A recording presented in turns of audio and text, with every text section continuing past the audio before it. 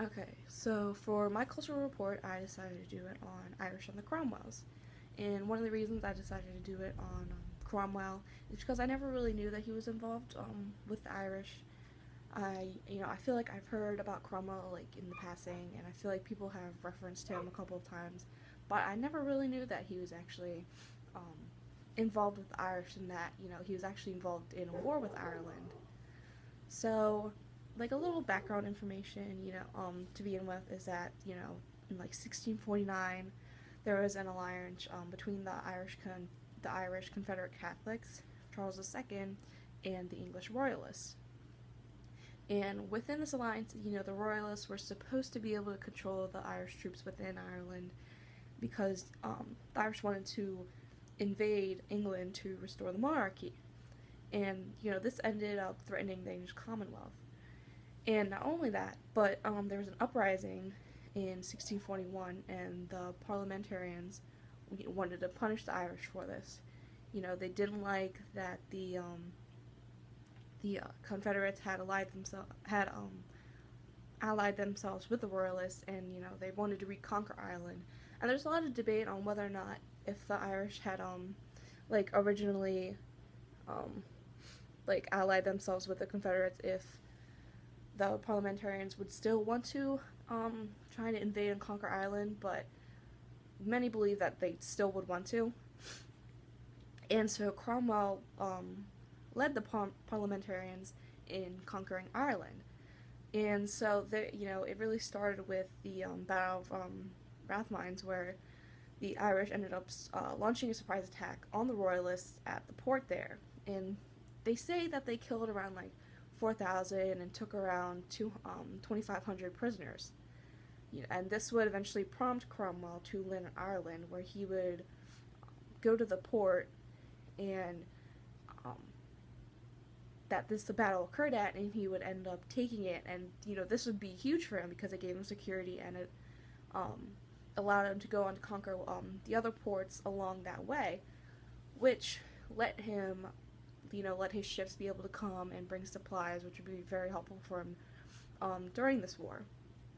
And so then there's the siege of Drogheda, and one of the reasons that this siege is so popular is because this is one of the points where Cromwell's cruelty really shone through. He killed Catholic priests, and he killed many civilians. And the commander of the Irish forces, Arthur Aston, he was actually beaten to death with his own wooden leg because he wouldn't surrender. And after they conquered Drogheda, that's when they beat him to death. And that's absolutely crazy to think about, that Cromwell would just be like, yeah, just beat this guy to death with his wooden leg. And Cromwell would then go on to conquer like many other ports like Wexford and Duncannon, and there were towns that would see the size of his army and the forces that he had behind him, and they'd be like, we're not dealing with that. Like towns like New Ross and Carlow. And unfortunately, Limerick and Galway would also fall to Cromwell's armies, only surrendering after a while. And once Galway fell, that was kind of like almost a turning point for the Irish.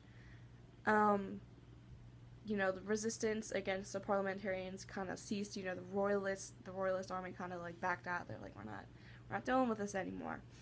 So small units of like Irish troops came up, and they're like, all right, we're still gonna fight, we're still gonna do this. And there were only about like 30,000 men involved, and that's crazy to think against this huge parliamentarian army. And so the tactics that this army would use, that these troops would use, would be guerrilla warfare. And this ended up kind of being a good thing for them. They worked on very difficult terrains, like bogs and mountains, and they made it, virtually unsafe for any forces besides themselves to be able to travel through them. Like parliamentarian troops, they basically said that if you are leaving within like 2 miles of the base, that you're unsafe because of the guerrilla warfare that these Irish troops were using. And these people were also called Tories. And so unfortunately during this time there was the largest amount of casualties, and the biggest amount of casualties were civilians. The parliamentarians were cutting off their food supply, and this was also the time during the bubonic plague. So there's the warfare that parliamentarians are just killing these civilians. There's the famine, which is killing them, and then there's also the plague.